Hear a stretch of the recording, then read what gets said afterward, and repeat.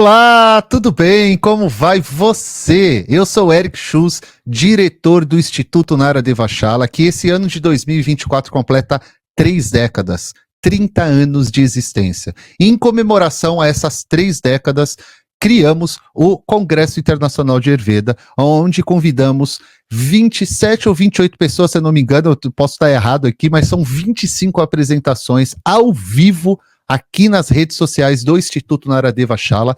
Todas elas vão ficar gravadas e disponíveis para vocês assistirem quantas vezes vocês quiserem. E antes de eu chamar a Milena aqui, que é a próxima palestrante, a palestrante desse vídeo aqui, eu queria convidar você para entrar no link do nosso site, que está aqui embaixo na descrição, está ali, Congresso, vocês vão ver.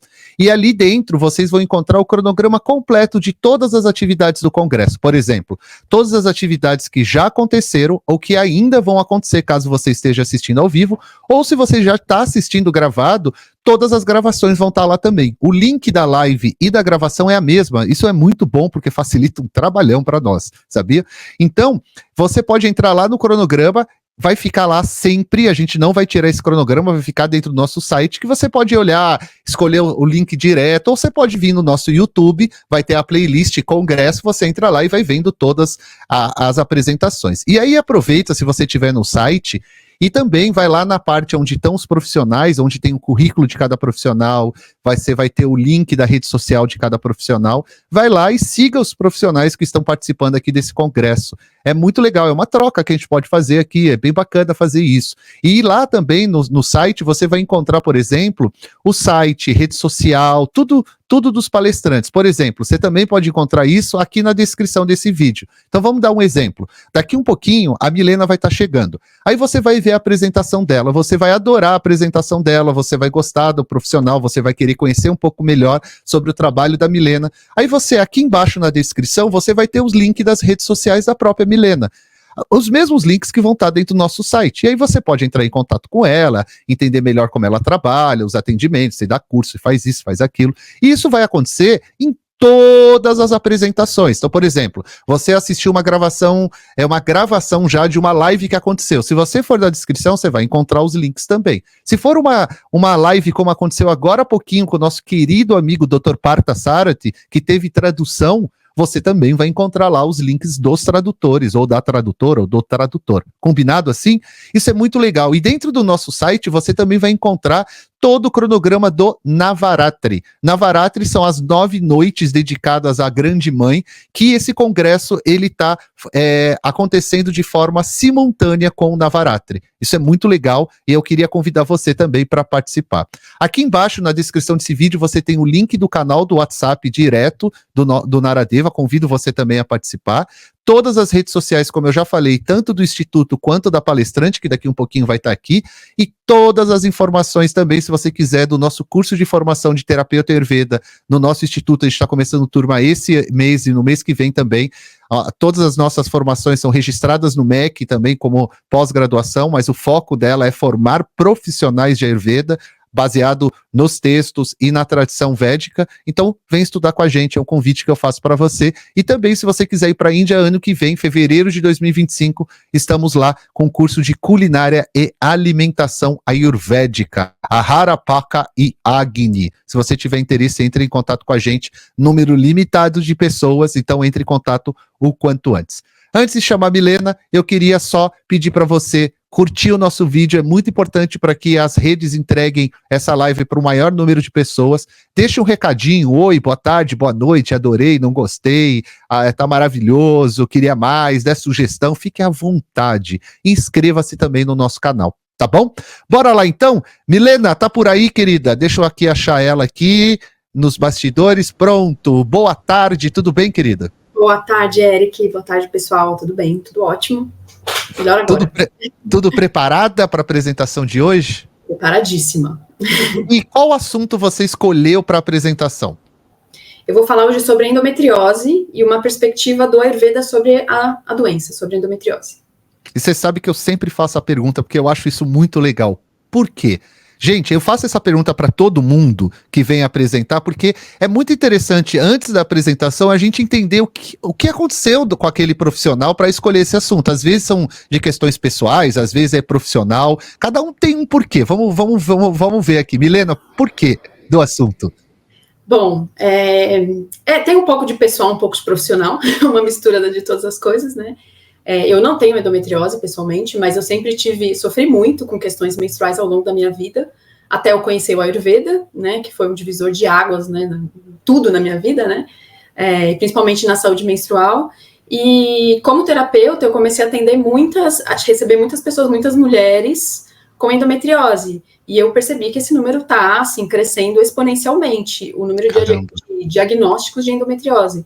E em meninas cada vez mais jovens, né? Então tem um dado de que mais de 60% dos diagnósticos são feitos antes dos 20 anos de idade. Então, é muito jovem, né? E isso começou a me intrigar, né? Começou aquela pulga, né? Aquela coisa que fica assim, mas como assim, né? Esse é o profissional de Ayurveda. É assim que a gente fica, exatamente. Como assim que isso, né, tá aparecendo tanta gente tá sofrendo com isso, e muitas vezes as mulheres já chegam tendo feito vários outros procedimentos, tendo testado várias coisas, e geralmente a abordagem alopática é ou cirúrgica, ou é bloqueio hormonal, né, e muitas mulheres já estão cansadas disso, né, e querem outras opções de tratamento, estão buscando alternativas, né. A gente sabe hoje que o bloqueio hormonal, ele não vai tratar diretamente a doença, né, mas ele vai bloquear os sintomas, né. Então, foi mais essa pulga, essa coisa que ficava me instigando, assim, né? Como assim? Né? Quero entender isso, né? Que legal, é muito bom saber disso. Então vamos para a apresentação? Pessoal, enquanto eu vou colocando aqui a apresentação, lembrando que a partir de agora eu vou deixar vocês aqui com a Milena, eu volto no final para as perguntinhas, tá bom? Então que todos tenham uma boa apresentação. Milena, ótima apresentação para você, querida. Até daqui um pouquinho. Bom, gente, primeiro eu quero agradecer a oportunidade de estar aqui, agradecer o Eric, todo o pessoal do Naradeva, toda a equipe, muito feliz de estar no meio de tantos profissionais incríveis, maravilhosos, falar no mesmo dia do Dr. Partha, também fiquei super feliz, assisti a palestra dele mais cedo. Eu vou me apresentar, então, rapidamente, antes da gente entrar no tema, né, eu sou formada pelo Naradeva Shala, me formei em 2019, comecei a estudar Ayurveda em 2016, fiz um curso de alimentação, a Hara, né, então eu comecei chamada, né, comecei a me sentir atraída pelo Ayurveda, principalmente pela parte da alimentação, então eu entrei, né, foi a porta de entrada para mim no Ayurveda, eu comecei a estudar e me apaixonei muito, né, já tinha ouvido falar do Ayurveda num documentário muitos e muitos anos antes, mas não sabia direito o que era, né. E aí, a partir desse momento, também motivada por fazer mudanças na minha vida profissional, na minha vida pessoal, na minha saúde, no meu corpo, em tudo, né? Essa motivação foi que me levou a mergulhar no Ayurveda, a buscar Ayurveda, procurar, né? E aí, durante a formação do Naradeva, eu comecei a estudar mais sobre saúde da mulher, e o meu TCC, inclusive, foi sobre esse tema, foi sobre o momento do parto, na descrição do Charaka Samhita. Então, eu tenho até uma live com o Eric, em que eu apresento o TCC, né, se vocês procurarem no canal do Naradeva, tá lá. E eu comecei a pesquisar aí, me encantei, me apaixonei, e fui querendo buscar mais, né, com aquela sede de conhecimento. E esse é um conhecimento que ele não é de fácil acesso, né, então a gente tem que ficar cavando, caçando, estuda aqui, estuda ali, vai pegando de pouquinho em pouquinho e depois vai juntando. Então, o que eu trouxe aqui para vocês, para falar de endometriose, são pedaços que eu fui juntando. Não tem um protocolo, não tem um lugar que eu peguei todas as informações. São coisas que eu fui juntando nesse tempo que eu venho atendendo, né? E aí, hoje eu trabalho exclusivamente com a Ayurveda, com atendimentos, com as práticas terapêuticas também. Eu organizo cursos e retiros. Esse ano estou um pouquinho mais introspectiva, mas para o ano que vem... certamente coisas virão, então quem tiver interesse nesse tema, me segue nas redes sociais, que eu compartilho, né, coisas sobre o assunto, coisas sobre alimentação também. Então, desde então, eu fiz uma especialização em saúde da mulher pelo Ayurveda, me formei em ginecologia natural também, atualmente estou estudando yoga terapia, Então, várias coisas que vão compondo esse conhecimento. E ainda assim, tem muita coisa para aprender, né? Não tem fim. Então, essa é a beleza do Ayurveda. Então, eu vou começar. Sou eu que mudo, né? Estou meio confusa ainda aqui, peraí. Aqui, achei. Beleza. Aqui eu trouxe esse slide para introduzir o assunto com a perspectiva da ciência moderna, tá? Isso aqui, esse slide, esse começo não é o Ayurveda ainda, tá? Mas eu trouxe essas informações porque a gente vai puxar um lastro dessas informações para o entendimento do Ayurveda. Então, a gente vai conseguir estabelecer uma relação de uma coisa com a outra, né? Então, a gente consegue... eu gosto, pelo menos, de fazer essa pesquisa, de entender como que as coisas funcionam em vários âmbitos, né? Então, mas não sou ginecologista, então quero deixar isso muito claro. Essa palestra é sobre Ayurveda, tá? Então, a endometriose é uma doença atualmente que afeta 7 milhões de mulheres no Brasil e cerca de 190 milhões de pessoas no mundo, né? Isso dá 10% da população mundial de mulheres, tá? É bastante coisa, é bem significativo. Fora os diagnósticos que ainda não foram feitos, né?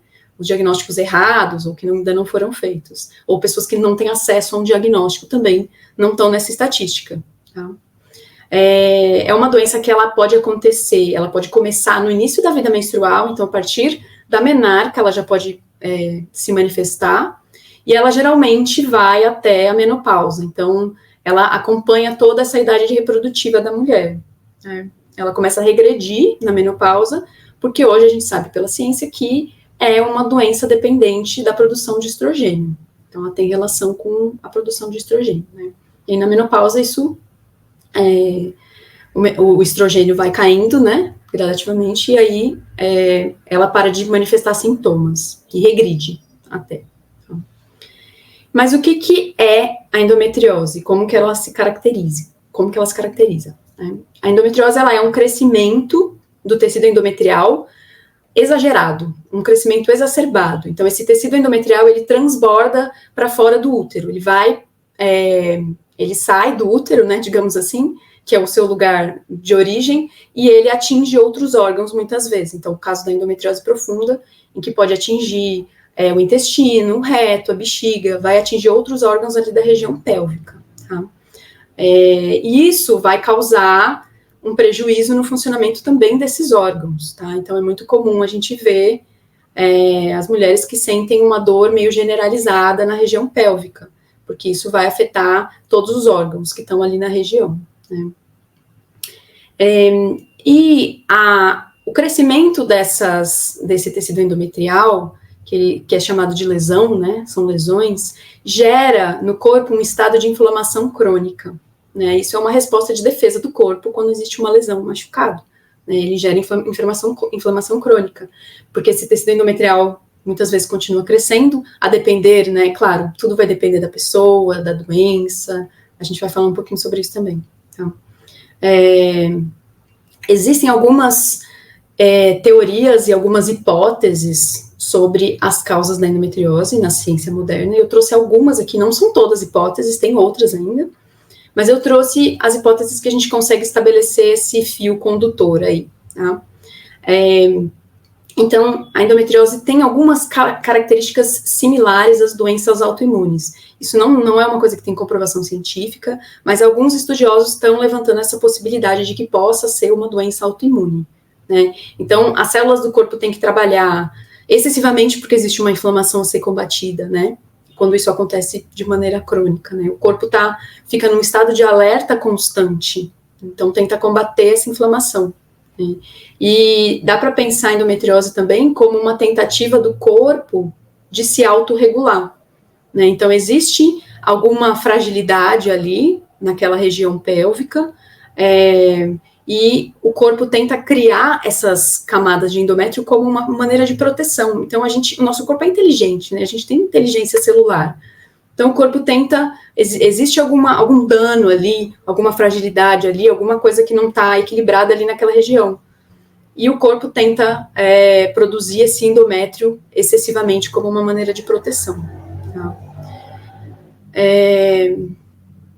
Então, essa é uma das hipóteses, né, essa similaridade com questões imunes, né, com as células imunes.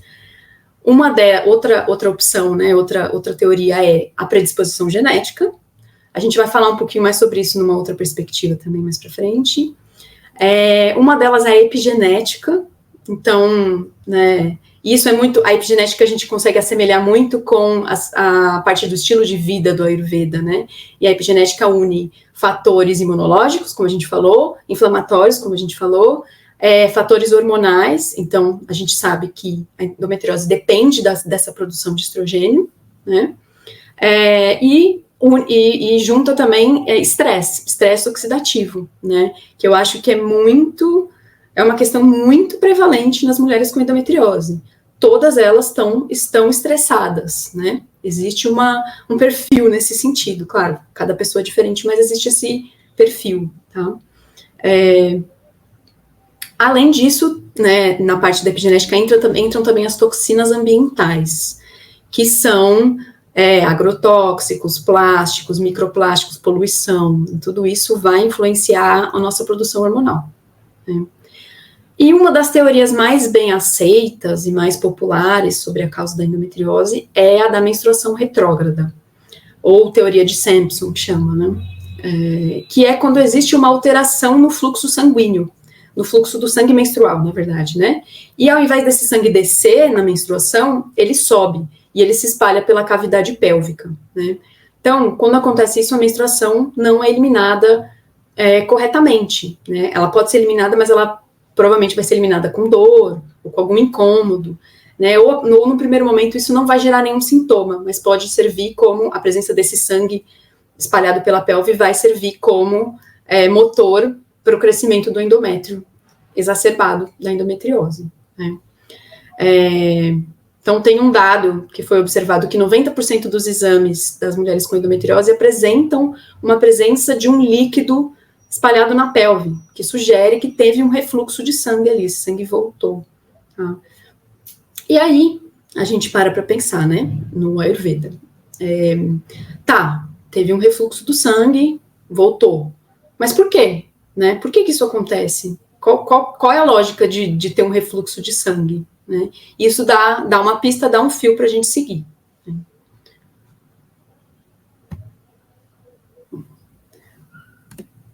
Opa, não, volta. Tá. Bom, a nossa região pélvica, ela é governada, ela é controlada por o que a gente chama de apana, Apana-Vayu. Apana-Vayu é um dos 5 movimentos do corpo. Eu coloquei até a imagenzinha aí, não sei se dá para ver. É um dos movimentos do nosso corpo. O Apana-Vayu, ele se concentra na região que vai do umbigo até o ânus, então é toda a nossa região pélvica, e vai coordenar o movimento e o funcionamento de todos esses órgãos da região, né? Então, a eliminação de fezes, eliminação de urina, de gases, a menstruação, eliminação de fluidos, né, presença de fluidos, a expulsão do bebê na hora do parto, a própria concepção é governada por apana, o desejo sexual. Então, tudo que tem relação com essa região é governado pelos movimentos de apana, né? No nível sutil, mais sutil, a apana vai regular a expulsão de experiências negativas, emocionais e mentais. Então, é através de apana que a gente tem as eliminações, como fezes e urina, né? A menstruação não é considerada uma eliminação, tá? Não é considerado uma limpeza também, não é considerado um tecido, como um tecido do nosso corpo. Então, essa pista de apana, de que ele regula essa expulsão de experiências negativas, também é bem significativa aqui para o nosso assunto, né? O mais importante para saber sobre Apana-Vayu é que o movimento dele, todos os movimentos dessa região pélvica devem ser de natureza descendente. Então, eles têm que ir para baixo, a natureza deles é descendente, tá? E aí, quando a gente pensa, né, menstruação retrógrada, né, ela tá voltando, ela tá indo para cima, ela tá indo no sentido que ela não deveria ir. E aí a gente entende que tem um desequilíbrio de vata acontecendo no corpo, que a gente chama, no Ayurveda, de inversão do movimento natural de vata, né? Essa inversão é a causa raiz de boa parte das doenças do aparelho reprodutivo sexual, tá? Ela vai ser a causa principal de tudo, né? Então, são raras as doenças que não têm um desequilíbrio ginecológicas, né, relacionadas ao útero, que não vão apresentar um desequilíbrio de Apana Vata, tá? Então, começa por aí, né? É um dos fatores, né? Mas vai afetar Vata e vai afetar os subdoshas de Vata, que são todos os outros movimentos, né? Tudo que compreende os movimentos do nosso corpo.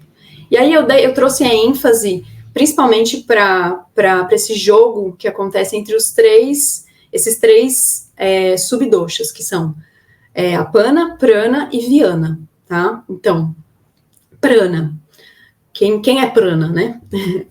Prana é esse vaio, esse vento, esse movimento presente mais fortemente no cérebro, na parte da cabeça, no peito, diafragma, né? Então, a gente associa muito Prana com uma relação, que tem uma relação muito profunda com as nossas emoções, com a respiração, com o pensamento, com o raciocínio, com a coordenação do nosso funcionamento hormonal também, porque os hormônios, eles têm relação com outras coisas também, tá? Mas uma das coisas que a gente sabe é que os hormônios são produzidos, coordenados por glândulas localizadas no cérebro, né? Então, prana vai influenciar muito esse equilíbrio hormonal, né? Vyana. Quem é Vyana? Vyana Vayu é o responsável pela nossa circulação sanguínea. Então, ele está espalhado pelo nosso corpo todo. Ele começa no coração e no sistema nervoso, e ele corre pelo corpo inteiro. O movimento dele é centrífugo, então ele vem do centro do corpo para as periferias. Ele vai se espalhando, então vai bombeando, vai levando sangue para todos os órgãos e todo o corpo. Então, ele atua nesses movimentos de expansão e contração do coração, tá? E o nosso sangue menstrual, ele vem justamente daí, né? Ele é bombeado pelo coração também, então ele passa pelo coração para chegar depois em Apana Vayu, para ser eliminado. Então, ele é transportado por Vyana até chegar em Apana, tá? Então, esses três vaios vão ter uma importância bem grande aí nesse jogo, tá? Por isso, então, a menstruação é tão influenciada pelas nossas emoções. Então, por exemplo, uma situação de muito estresse pode causar uma alteração no ciclo menstrual. Quem nunca experienciou isso? Acho que todo mundo que menstruou, toda mulher já experienciou isso, né? Alguma alteração no ciclo menstrual depois de passar por algum problema, algum estresse, né? Então, pode acontecer dessa menstruação vir antes da data, ter um ciclo mais curto, ou quando essa pessoa está com uma ênfase muito grande em prana, ou está muito ansiosa, com muita ansiedade, muito mental, né, pensando muito, pode acontecer da menstruação atrasar, né? Então, tem essas influências, né, desses movimentos do corpo. Então, essa é a dança dos vaios, né? Um influencia diretamente o outro. Normalmente, na endometriose, claro que, gente, aqui são alguns parâmetros que eu fui aprendendo e que eu fui verificando, inclusive, que fazem sentido, tá? Normalmente, na endometriose, existem dois perfis, dois tipos de pacientes, né? Ambas vão apresentar esse desequilíbrio de Vata na raiz, mas de maneiras um pouco diferentes. Então, os tratamentos são diferentes. Não existe, assim, um protocolo de endometriose. Não existe essa planta que vai funcionar para todo mundo, ou esse alimento que vai funcionar para todo mundo. Não, é sempre muito individual e requer observação, né? Então, esses dois perfis são prana alto e Apana baixo, ou prana baixo e Apana alto. Então, são dois perfis que vão ter algumas diferenças entre eles. A mulher que está com prana alto e Apana baixo, geralmente é uma pessoa que também está gravada em Vata, e esse Vata, ele vai gerar secura no corpo. Essa secura vai fazer com que o corpo produza uma forma de umidade compensatória. Então, o corpo vai produzir uma umidade ruim, né, uma umidade de qualidade ruim para compensar aquela secura, né, aquele agravamento pela secura. Isso vai deixar o metabolismo lento, vai deixar a digestão lenta. Tá? Então, são pessoas que vão ter uma tendência a maior acúmulo de líquido, de tecido, né? E o prana alto, geralmente, são pessoas que vão ter mais energia, né? De uma forma geral, a endometriose traz um perfil de pessoas que, às vezes, podem apresentar mais letargia, mais cansaço. Mas, sim, geralmente esse perfil do prana alto e a pana baixo é a pessoa que está com mais energia, mais produtiva, né? Ou está fazendo muitas atividades, o que também é muito comum no perfil das mulheres com endometriose. Tem muitas atividades, tem muitas coisas para se preocupar, né? O que é um problema social também, quando a gente pensa nas mulheres e na sociedade. Né? Esse perfil da mulher com prana baixo e a pana alto vai ser um perfil da mulher que está mais emaciada. Então, a mulher já perdeu mais tecidos, ela já tem um metabolismo mais acelerado, um pouco mais acelerado, né? Não tem essa tendência tanto de acúmulo, né? E ela vai apresentar um corpo mais emagrecido, tá? E também vai apresentar secura, vai apresentar mais cansaço e mais letargia, porque o prana tá baixo. Então, a energia tá baixa, né? E a pana tá alto, geralmente, né? Produzindo endométrio, né? A função de apana tá muito alta. Muitas vezes essa pessoa apresenta questões intestinais, que a gente vai falar sobre isso também. Em ambos os casos, ocorre uma baixa nutrição do útero. Então, o útero não recebe os nutrientes que ele deveria receber, né? Gera um bloqueio dos canais, existe um bloqueio dos canais gerado pela endometriose, por esses tecidos, e vai deixar a região uterina frágil, né, devido à secura. Então, sempre que existe secura, a gente imagina que o corpo perdeu a habilidade de se colar, né? Quando tem secura, as coisas esfarelam, né? Então, gera essa fragilidade. Né?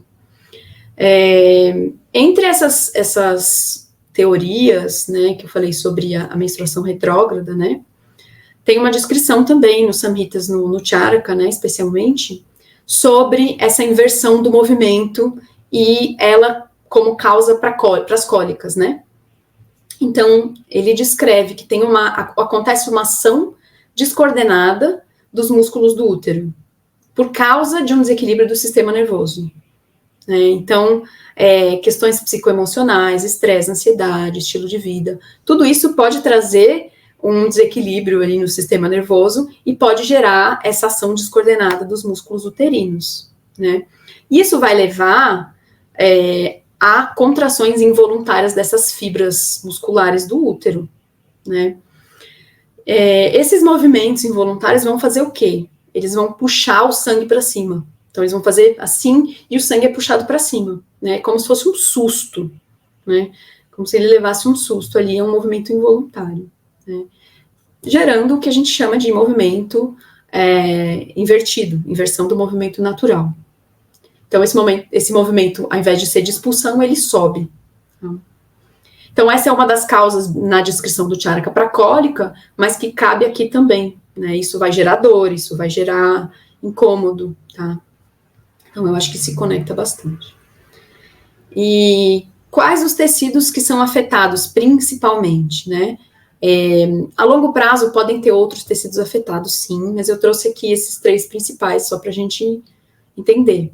Então, o tecido do plasma, o tecido sanguíneo e o tecido reprodutivo, principalmente. Então, a gente entende que a menstruação, ela é um subproduto do plasma sanguíneo, né? Então, tudo começa no sangue, né? Tudo começa com esse plasma e esse sangue correndo na direção invertida, tá?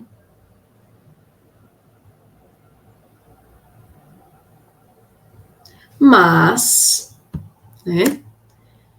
Porém, tudo isso só vai afetar a pessoa, tudo isso só é afetado quando existe uma perturbação na digestão. Então, se a digestão tivesse bonitinha ali, talvez isso não teria acontecido, né? Então, o Ayurveda explica que a causa de todas as doenças, ou de boa parte das doenças, claro que, assim, a gente tem uma classificação também das doenças, em que existem outros motivos, inclusive motivos mais sobrenaturais, assim, digamos assim, mas, de uma forma geral, a causa de todas as doenças está numa perturbação da digestão. Então, quando a gente ingere um alimento e a nossa digestão não está funcionando adequadamente, isso forma um material não digerido que se adere nas paredes do trato gastrointestinal. Esse material não digerido, ele está só esperando aparecer ali algum órgão fragilizado, enfraquecido por qualquer motivo, para se alojar ali. Então, ele vai, né, caminhando pelo corpo e ele vai se alojar num local que está vulnerável, que está propício para ele se alojar. Então, pelo Ayurveda, essa é a causa primordial de tudo, né? E essa causa primordial de tudo é que vai gerar as outras. Eu trouxe aqui a lógica um pouco invertida, mas eu acho que, sei lá, para mim, pelo menos, fica mais fácil de entender, né? Como que as coisas funcionam, né? Então, essa presença de yama, né, desse material não digerido, vai enfraquecer o útero, vai deixar o útero fraco e vai deixar ele com baixa nutrição, né? Tornando ele vulnerável a quaisquer desequilíbrios que possam acontecer. De uma forma geral, assim, todas as mulheres que eu atendi com endometriose apresentavam alguma perturbação digestiva. Tá? Mais comum é constipação ou diarreia, ou uma alternância entre constipação e diarreia também é bem comum, dores de barriga, inchaço abdominal, gases, né? Muitas vezes são mulheres que já têm um histórico de doença, não necessariamente doenças, né, mas um histórico de perturbações digestivas aí antigas, né? Então, sempre tive dificuldade de ir ao banheiro, ou sempre tive as fezes amolecidas, qualquer coisa que eu como me dá diarreia. Muito comum também esse perfil, né? Então, sempre tem uma perturbação acontecendo. Muitas vezes ela não é óbvia como uma diarreia, uma constipação, mas por exemplo, uma pessoa que tem a digestão muito lenta, ou que tem um metabolismo muito lento, né? Isso já é uma perturbação. Ou uma pessoa que tem um metabolismo muito rápido, também é uma perturbação da digestão, né? As duas coisas podem ser problemáticas, né? Ou uma pessoa que tem um metabolismo irregular também, a digestão irregular. Isso também vai afetar a capacidade de digerir. Então, quer o problema esteja na primeira parte da digestão, no estômago, quer esteja no intestino, né, pode causar algum desequilíbrio, né? Então, muitas vezes é mais difícil desse perfil da pessoa, por exemplo, com metabolismo, perceber que tem alguma coisa errada do que a pessoa que já tem um problema antigo, né? Então, é bem comum, então, eu bato muito nessa tecla nos meus atendimentos também, de que é importante sempre olhar para a digestão, sempre olhar para o funcionamento do Agni, que a gente chama, para primeiro tratar ele, para depois tratar o resto, né? Então, a gente sempre tem que olhar para a digestão primeiro, que é primordial. Isso, em boa parte das doenças é assim. Mas a endometriose, ela pede que sejam feitas mudanças mais perenes na vida da pessoa. Tá? Então, às vezes, não é só, eu vou fazer uma dieta durante um tempo, ou eu vou fazer uma alimentação aqui só durante esse tempo e depois, né, passou. Não, ela pede uma mudança no estilo de vida e no tipo de alimento que essa pessoa consome. Né? Eu vou entrar também um pouco nessas causas daqui a alguns slides, tá? Em relação ao Ayurveda, tá?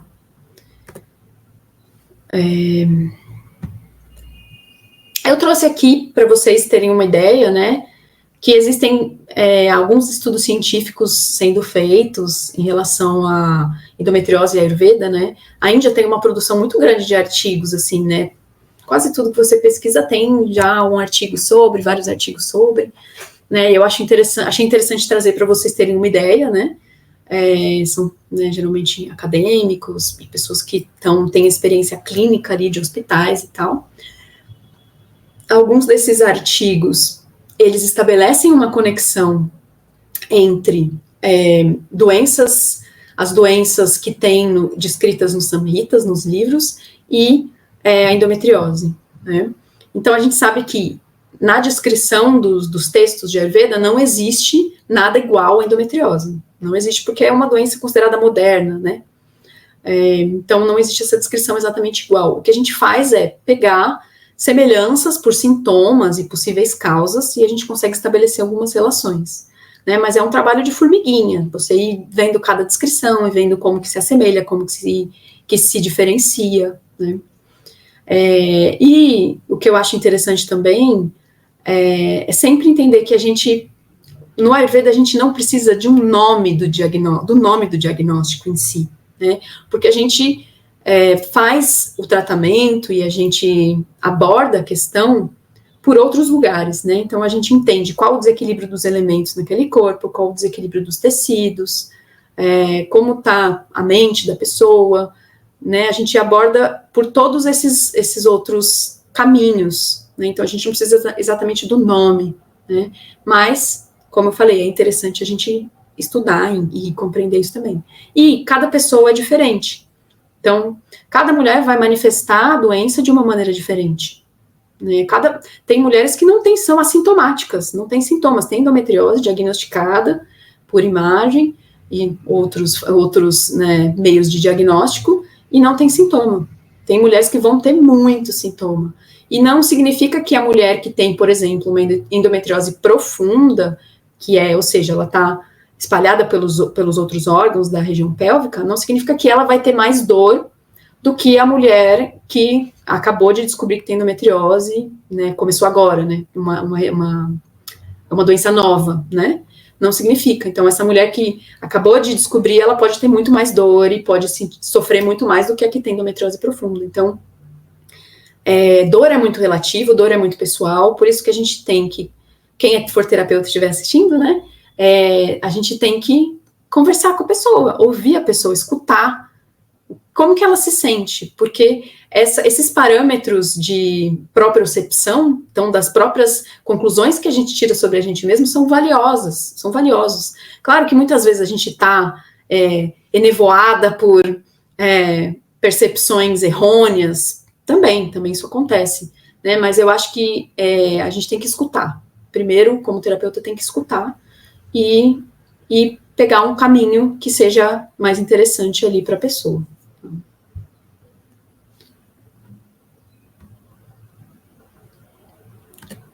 Bom, eu trouxe aqui para vocês também, né, essa aproximação das descrições das doenças nos Samhitas com a endometriose, tá? Então, a gente consegue associar a endometriose com pelo menos 5 das Yoni Vyapads, das 20 Yoni Vyapads. Yoni Vyapads é como os textos chamam as doenças do aparelho reprodutivo, as doenças da Yoni, né? Yoni Vyapad é esse termo, né, que descreve essas doenças, mas Yoni é um termo, digamos, um termo guarda-chuva, assim, que às vezes ele designa todo o aparelho reprodutivo, ou às vezes ele está falando de algum local em particular. Então, às vezes ele usa Yoni para falar da vagina, ou da vulva, ou do próprio útero, né? Então, tem essa variação, assim, de usos da palavra, né? Um dos significados de Yoni também, que eu acho muito bonito, é origem. Então, se a gente for pensar, né, a origem, da onde todas nós viemos, né? A gente veio de uma Yoni, né? Acho muito bonito. E Vyapad significa doença, desordem ou doença, né? Então, até eu assisti a palestra aí no Congresso da Sabrina, quem não assistiu ainda pode assistir, que ela explica que não existia, né, na época, o termo ginecologia, né? Esse é um termo moderno. Então, para tratar dessas questões, eles usam Yoni Vyapads. Então, são 20 as doenças descritas, tá?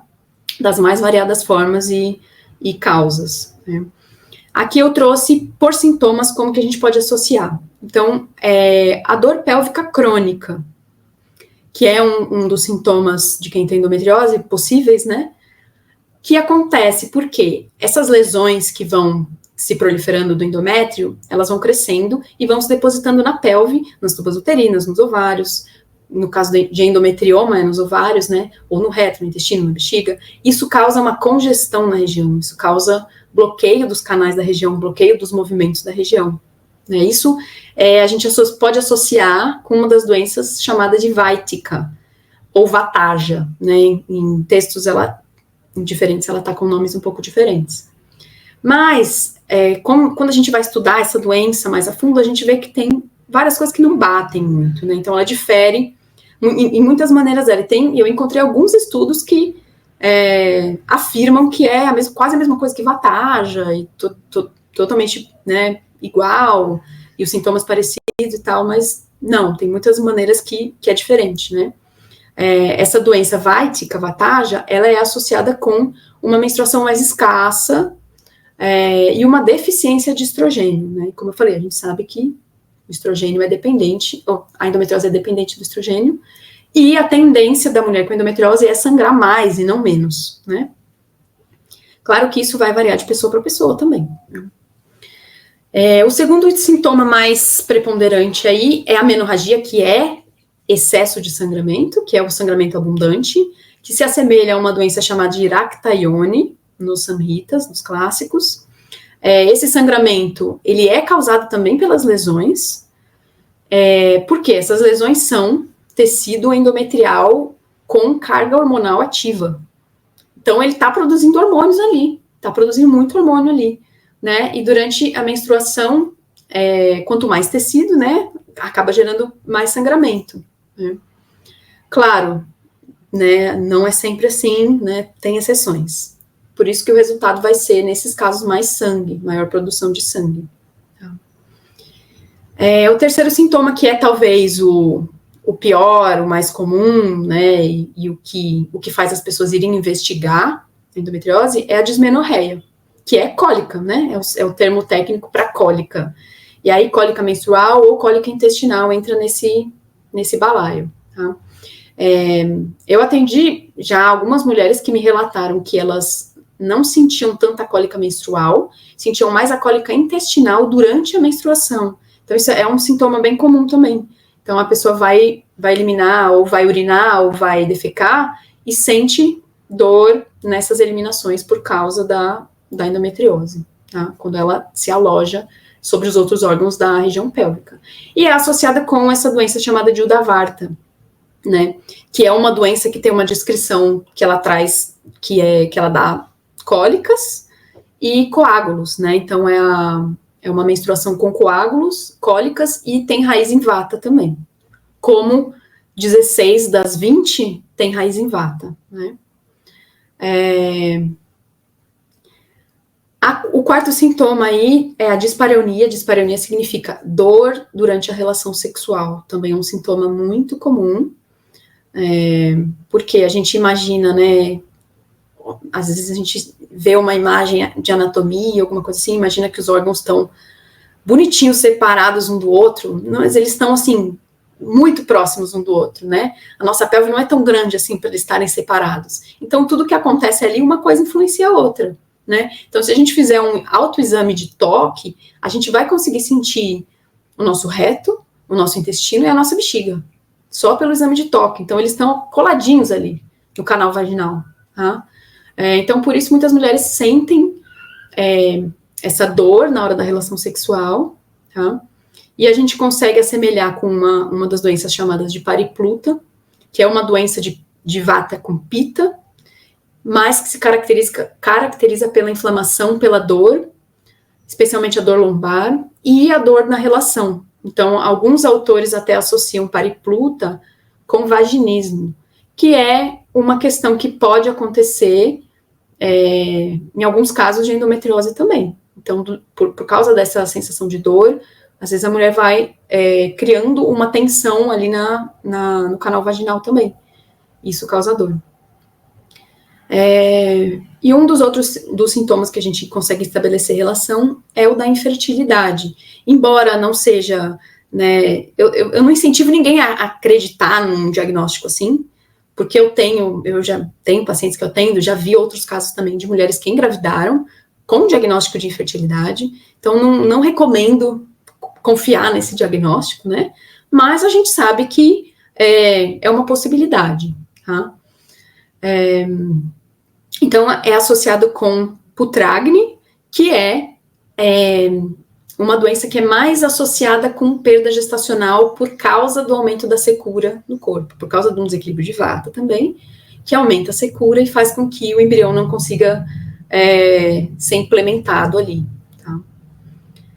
Além dessas, tem outros sintomas muito comuns, né, como alterações intestinais, diarreia, constipação, inchaço abdominal, Rigidez pélvica é um sintoma muito comum também, eles chamam até de útero congelado. Então, essas mulheres frequentemente apresentam uma tensão muito grande na região pélvica. E uma estagnação, muitas vezes, nessa região, né?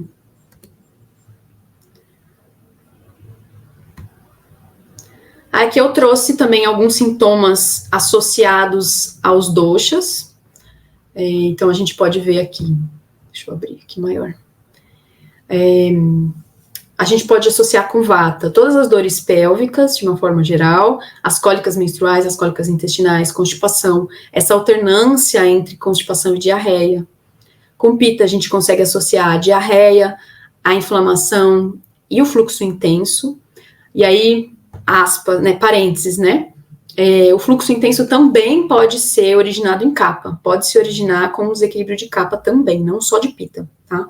Então, especialmente quando existe o que eu expliquei anteriormente, que é o material não digerido. Quando existe esse material não digerido, esse AMA formado no nosso trato gastrointestinal, isso pode fazer com que tenha aumento de fluxo por kapha. Tá? E os sintomas associados a kapha, letargia, cansaço, inchaço, e o crescimento dos tecidos a gente associa com kapha. De uma forma geral, a endometriose tem uma preponderância de vata e kapha, maior do que de pita, tá? Mas pita também tem uma participação aí. Bom, e aí a gente entra nas causas pelo Ayurveda, tá? Deixa eu abrir aqui. A gente sabe, né, a gente já teve vários exemplos aí, que o nosso estilo de vida é capaz de mudar a nossa fisiologia. Então, por exemplo, né, hoje em dia as mulheres estão menstruando muito mais cedo. Então, a gente tem casos de menarca precoce, aí 8 anos, 9 anos, né, isso acontece por causa de uma mudança de estilo de vida. Luz artificial, alimento processado, rotina muito louca, né, então, várias coisas que mudaram na nossa vida e que causam essas alterações fisiológicas, né? E muitas das doenças que a gente tem se deve à nossa tentativa de se adaptar a essa sociedade, esse ritmo de sociedade que não é natural, né? Então, o nosso corpo a gente é bicho, né? A gente também é bicho. Então, a gente é solar, né? A gente é natureza, a gente é cíclica, né? A gente não é linear como é esperado que a gente seja, né? Então, essa tentativa de negar a ciclicidade, de negar o nosso próprio ritmo, né? Porque tudo é ritmo, né? A gente é governada pelas fases da lua, pelas estações do ano, né? Essa linearidade não existe quando a gente fala de saúde, né? Então, aqui estão as causas de estilo de vida. Então, para começar, sedentarismo é uma das causas principais, ou excesso de exercícios. Aí a gente entra naqueles dois tipos de perfis de pessoas diferentes, né? Algumas pessoas de endometriose vão ter um excesso de exercício, um excesso de coisas, e outras vão ser mais sedentárias, porque é uma doença que também traz um cansaço, uma letargia. Né? Estresse, como eu já falei, né? O estresse oxidativo, também como uma grande causa, uma das principais causas. A falta de rotina, a falta de horários no dia, a falta de horário para comer, para dormir, né? Dormir à tarde, virar à noite, ter muitas mudanças na rotina, né? Então, frequentemente, quem tem rotinas muito instáveis tem uma tendência maior a desenvolver desequilíbrios de vata, né? Passar a noite acordada, né? Como eu coloquei aí também, passar a noite acordada vai trazer secura para o corpo, vai ressecar o corpo e pode ser um fator agravante também. Multitarefas, né? Então, como eu falei anteriormente, né? Frequentemente são mulheres que têm muitas atividades, né? Fazem muitas coisas, então tem que administrar aí vida pessoal, família, filhos, se alimentar bem, fazer exercício, trabalho, né? Muitas coisas acontecendo ao mesmo tempo. Substâncias tóxicas, como eu já tinha comentado, né? BPA, que é o bisfenol, produtos, metais pesados presentes nos produtos de beleza, na água, no ar, agora que a gente, né, teve um episódio sinistro de queimadas e poluentes, e quase todo mundo que eu conheço ficou doente, né, foi uma coisa terrível. Então, tudo isso vai afetar. né? Essa parte das substâncias tóxicas, né, é chamado de disruptores endócrinos, porque já é, sim, até provado, tá? Tem um artigo da OMS sobre que esses disruptores endócrinos, eles vão afetar nossas glândulas, né? Eles vão afetar o funcionamento dos nossos hormônios, tá? E, por último, mas não menos importante, talvez um dos mais importantes, é supressão das necessidades naturais, tá? Então, segurar xixi, segurar cocô, segurar gases, segurar choro, segurar bocejo, tudo isso, segurar fome, né? Tudo isso pode ser causa para acontecer aquele movimento invertido de vata que a gente estava falando, né? Então, muitas vezes, é extremamente comum, né, atender pessoas que falam, eu tô concentrada no que eu tô fazendo e aí eu esqueço de fazer xixi. Aí a pessoa fica horas segurando o xixi, né? Isso é muito prejudicial, né? E pro Ayurveda tem uma descrições enormes de problemas que isso pode acarretar. E causas pela alimentação, né? Aí, alimentos ultraprocessados, junk food. Claro que, assim, gente, no Samhitas não estava falando de agrotóxico, alimento ultraprocessado. São coisas que a gente sabe, né, que afetam o nosso corpo, nossos hormônios, nossas glândulas, né, e a gente traz aqui como causas, né. Então, todos os alimentos que, né, já vem em pacote, cheio de aditivo, alimentos com muito sal, muito açúcar ou excesso de gordura, que não é salutar, né, agrotóxico aí entra também como disruptor endócrino, que afeta nossas glândulas. Alimentação irregular, então não ter horário para comer, ou às vezes come, às vezes não come, às vezes come pouco, às vezes come muito, ou come muito sempre, ou come pouco sempre, né? Ou não come de maneira a suprir as necessidades, né? Então, são várias causas possíveis. Excesso de jejum também, ficar muito tempo sem comer com frequência, isso gera, especialmente no corpo da mulher, no corpo que tem útero, isso vai gerar muito ar interno, né? Isso gera perturbação digestiva, gera gases, tá? Alimentos velhos ou queimados. Até hoje, na palestra do Dr. Partha, ele falou sobre comida requentada, né? Que pro Ayurveda, a comida que foi requentada, ela já forma ama no corpo, ela já forma material não digerido, né? Mas, assim, a gente também tem que, né, pesar as coisas, né? Para a realidade da maioria das pessoas, não é possível cozinhar todo dia ou comer comida fresca todo dia. Então, tem que pensar sobre isso. Mas o alimento velho já é considerado como um alimento do dia seguinte, por exemplo. Já é considerado um alimento velho. E muito mais ainda aquele alimento que está congelado lá um mês, né? Esperando para ser consumido. Alimentos queimados que assaram excessivamente, que estão ressecados, né? Que queimaram mesmo, que passaram do ponto, né? Alimentos que são ressecantes, que vão trazer ressecamento para o corpo. Aí os alimentos, por exemplo, salada crua, de folha, o café, o chá preto também traz ressecamento mate. Alimentos que não tenham untuosidade ou algum tipo de líquido, algum tipo de caldo, alguma coisa que possa ajudar na digestão, porque a alimentação ela precisa ter um elemento líquido junto, né? Não pode estar muito seca, isso traz congestão, traz dificuldade de digestão, tá? Excesso de alimentos inflamatórios, tá? ênfase para esse item, porque esse é um dos principais que a gente consegue trabalhar no tratamento e ter resultados muito bons.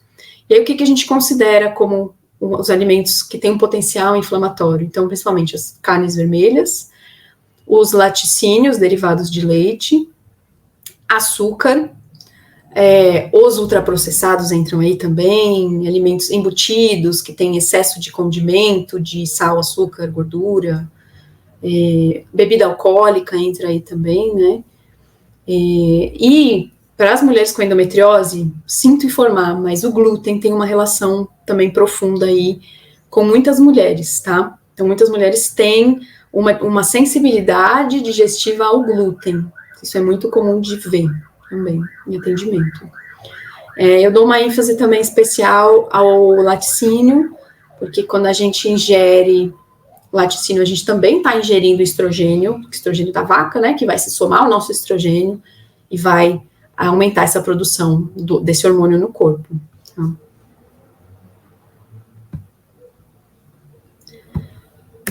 aí eu trouxe esse slide aqui, mais para a gente refletir sobre ele, né? Eu não vou entrar em cada minúcia, em cada parte dele, mas para a gente pensar o que enfraquece os nossos órgãos sexuais, por que a gente adoece do sistema sexual reprodutivo, né? Por que isso acontece? De onde vem, né? Então a gente tem aí muitas questões relacionadas à sexualidade. Não estou falando de sexo, né? Sexo é uma parte da sexualidade. Sexualidade é sobre quem nós somos. Sexualidade é intimidade com o próprio corpo. A relação que a gente estabelece desde criança e adolescente com o nosso próprio corpo. Relação com as coisas que dão prazer pra gente, o tesão pela vida, a libido como essa força motriz, essa força que dá movimento, que faz a gente querer fazer as coisas, né? O prazer em todos os sentidos, o que nos dá prazer, né? É a potência de criação, potência de vida, né? Então esse tema da relação da mulher com o próprio corpo é central na endometriose e nas doenças ginecológicas de uma forma geral, né? Isso não tá no Ayurveda, tá, gente? Isso aí são coisas que eu fui juntando com coisas que eu estudei também de ginecologia natural e coisas que eu fui percebendo nos atendimentos, tá? Então, como eu falei, esse tema da nossa relação com o nosso próprio corpo é central e da nossa relação com a menstruação, com os nossos fluidos. Então, a nossa socialização, quando a gente nasceu, pode gerar uma relação de vergonha do nosso corpo, de medo, de inadequação, de repressão, de castração, né? Então, é uma construção social a gente não gostar da nossa menstruação, não ter nojo dos nossos fluidos, né? Porque a gente aprendeu que nosso corpo é sujo, que é pecado se conhecer, que é pecado se tocar, né? E a menstruação é um evento fisiológico natural. Então, quando existe essa construção, isso faz também com que a gente odeie o nosso próprio corpo, né? E esse é o buraco mais profundo disso tudo, né? Não é porque eu não gosto da menstruação e tal, tudo bem, né? Mas isso faz com que a gente crie uma relação de ódio mesmo com o nosso próprio corpo, uma relação de baixa autoestima, né? Isso tudo enfraquece o útero, isso tudo enfraquece o nosso corpo de uma forma geral, nossas células imunes também, né? Isso pode ter sido fruto de traumas, de abusos, muito comum de ver também, de relacionamentos abusivos, aí não só relacionamento sexual, afetivo, né, mas relacionamento com os pais, especialmente o relacionamento com a mãe é muito importante aqui. Questões psicoemocionais, de uma forma geral, vão influenciar nisso, as toxinas ambientais, como eu já falei, né, a ancestralidade, né, então o útero é um órgão que carrega memórias das nossas ancestrais. Então, por exemplo, tem algumas doenças ginecológicas que são muito prevalentes em determinados grupos étnicos. Então, por exemplo, o mioma nas mulheres indígenas e nas mulheres negras, né, que são mulheres que sofreram históricos de abusos, de desrespeito, de escravidão, né, e muitas outras coisas, né. Então, a gente carrega da ancestralidade também essas memórias, né, das mulheres que vieram antes da gente.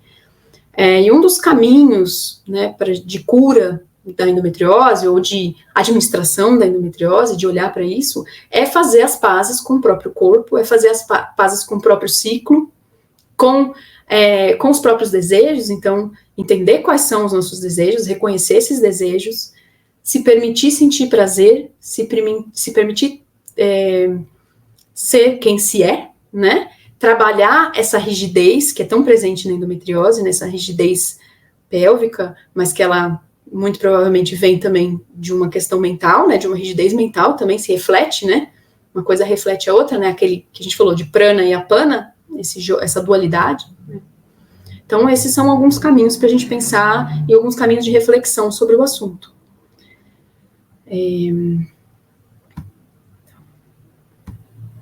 Aí eu trouxe aqui alguns caminhos possíveis para a gente pensar, né? A gente falou então sobre possíveis causas, possíveis caminhos, o que a gente pode olhar. Eu trouxe aqui alguns caminhos possíveis para a gente cuidar desse desequilíbrio, né? Autopercepção é a primeira coisa, né? Isso, de uma forma geral, no Ayurveda, né? Sempre que a gente começa a estudar Ayurveda, praticar Ayurveda, autopercepção. O que me faz bem, o que me faz mal, né? Começar a entender, separar o joio do trigo, entender seus limites, né? Entender o que te desequilibra, né? Analisar, aí entra um monte de coisa, né? Analisar suas relações com cônjuge, com amigos, né, com familiares, buscar terapia, quem tem a possibilidade. Claro que nem todo mundo vai ter a possibilidade de fazer um acompanhamento adequado com vários tipos de profissionais diferentes. Seria ideal, né? Mas é importante essa autopercepção para ir adquirindo autonomia sobre o próprio corpo, né? A endometriose, ela pede um mergulho profundo na gente, nas nossas sombras, né? Em como a gente vem tratando o nosso corpo, tá? No que a gente quer produzir, no que a gente quer gerar, como a gente se expressa. É bem desafiador, mas é o que a psicologia dessa doença pede. Ela não é uma coisa rasa, né? Como eu falei, você não vai só tratar com 2 meses aqui e acabou. Né? É um desequilíbrio que pede uma mudança de vida, de estilo de vida e de paradigmas.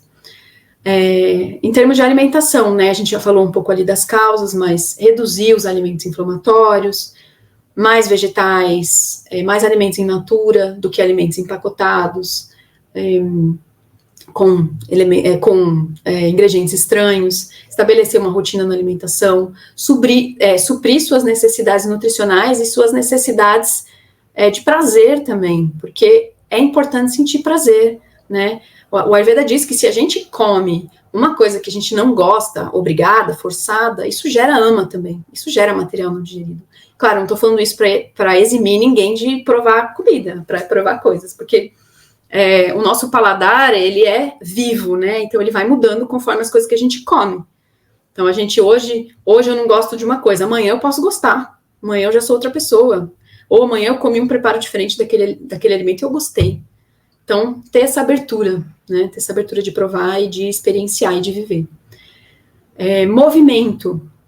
Então, é importante ter alguma prática de movimento, e aí eu dou um destaque muito especial para movimento pélvico, tá? Então, especialmente movimentos rotatórios, de rebolar, de bambolê, de dança do ventre, qualquer tipo de movimento que a gente possa fazer esse rebolado e trazer esse movimento para a pelve. Hoje em dia tem muita gente dando curso de movimento pélvico, de rebolar, até mesmo a fisioterapia pélvica pode ser legal para essa pessoa, especialmente se ela sente dor, né? Isso é uma recomendação também para quem tem cólica, mas especialmente na endometriose, que tem uma rigidez presente ali na região pélvica, isso vai ser muito benéfico. Quando a gente rebola, isso produz lubrificação na região. Toda hora que a gente faz um movimento rotatório numa articulação também, isso traz lubrificação para aquela articulação. Então, a gente quer trazer nutrição, fluidos, suculência, né, para esse corpo, para essa região pélvica.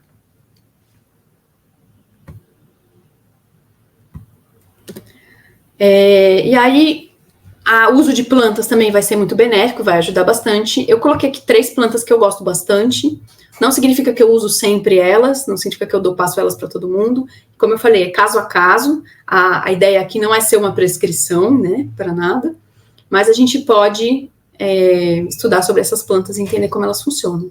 E aí, as plantas anti-inflamatórias vão ter um papel muito importante aí no tratamento da endometriose. Elas não vão funcionar sozinhas, só inserir cúrcuma, por exemplo, né?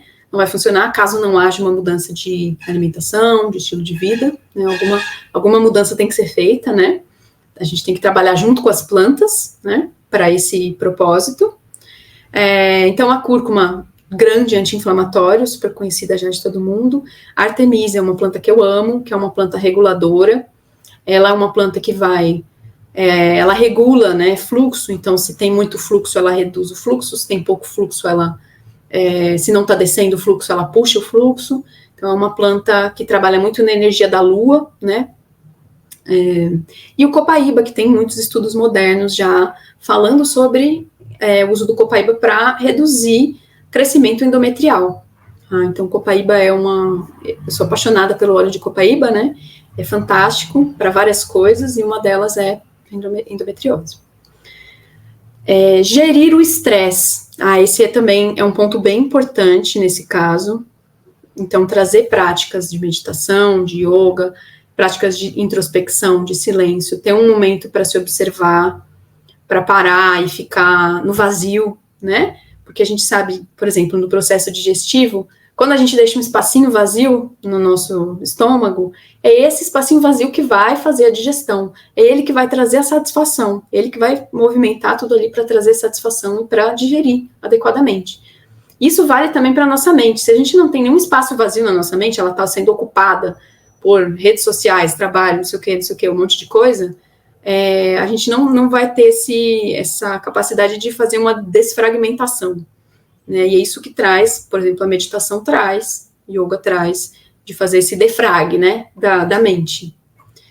E descanso, sono adequado. Então, dormir um pouco mais cedo, acordar um pouco mais cedo, fazer algumas mudanças de horário. Então, a gente sabe que depois das 10h30 da noite, o nosso corpo começa a fazer metabolizações para a construção dos nossos tecidos saudáveis, né? Dos nossos tecidos de uma forma geral, cabelo, pele, unha, enfim, né? E quando a gente não tá dormindo esse horário, quando a gente passa a noite acordada, dorme muito tarde, esses tecidos não são gerados adequadamente. Tá? Então, se conectar um pouco mais com os horários do dia, com o horário do sol, e tentar equilibrar o sono. Então, isso é pra gente olhar e ver quais pontos que estão precisando de mais atenção, né?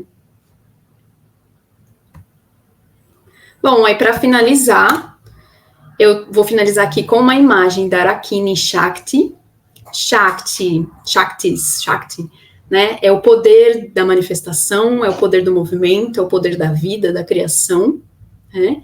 E Arakini Shakti é a Shakti relacionada ao nosso tecido sanguíneo, ao Rakta Dhatu, que reside no segundo chakra, chamado de Svadhisthana Chakra, né? Ela é associada aos genitais, né? Associada ao elemento água e a Panavayu. Então, mostra também que tem uma associação aí grande com a lua, né? Esse yantra até, né? Esse yantra tem um desenho interno aí de uma lua crescente, representando esse poder da lua sobre as águas e sobre os nossos ciclos, especialmente ciclo menstrual, né? E sobre as nossas emoções também, né? Esse é o chakra, o segundo chakra que representa o portal da vida, né? A transição da vida espiritual para a vida material, então o chakra do nascimento, né? E da inspiração para criar, né? E representa muito o portal do útero, da Ione, como a gente falou, a origem, a vida. Então, eu queria finalizar com esse yantra. E finalizamos. Oiê, tudo bem? Voltei. Oba. Finalizou, querida? Tem nenhuma apresentação? Finalizou. Peraí, deixa eu ir para o próximo aqui que tá. Isso, contatos. Os seus contatos aí, que também estão aqui embaixo, lembrando vocês, tem a rede dela. Eu coloquei aí também no chat, para quem quiser ir lá direto pro Instagram dela e tudo mais, tá bom, pessoal?